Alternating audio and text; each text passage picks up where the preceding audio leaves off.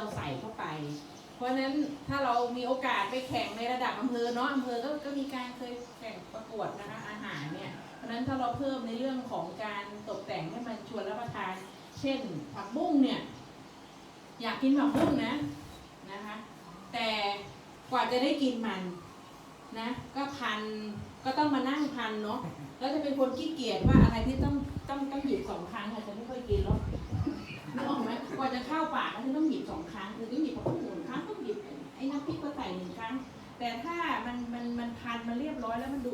สวยน่ากินเลยเนี่ยมันก็บวกรสชาติด้วยก็จะเพอร์เฟกต์เลยอย่างเงี้ยเป็นต้น